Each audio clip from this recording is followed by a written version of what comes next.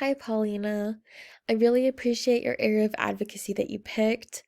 Um, I just really think that focusing on immigrant families and thinking about, the difficulties that they have, especially when it comes to the school system, is a perfect area of advocacy to think about in any sort of, area of education.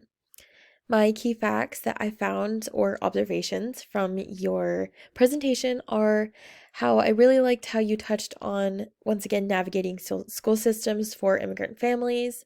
I believe that we overlook that many immigrant families might not understand how our school system look in the US because they're different all over the world, and how it is important that we don't want them to have to get confused and not understand and not know how to help their children who are going into the school system. And then the other aspect of your presentation that I found really beneficial to address is having individuals who might believe that the school system is, good enough as an opponent point of view.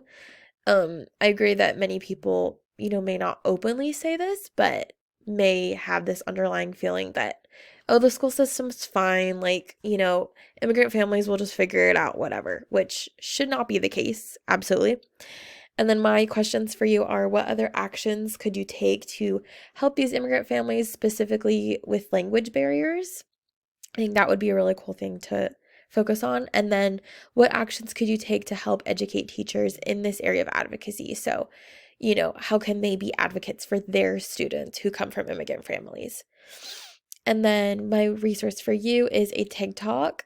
This TED Talk is hosted by Lindsay Bird, and she goes over specifically issues that refugee and immigrant high school students have faced, and she gives suggestions on how we can help them in the educational school system achieve success and help them grow as learners. I just think it's a very great video to watch, and I really enjoyed Lindsay's points of view and loves her presentation. I will include the embed of the TED Talk if you would like to watch it.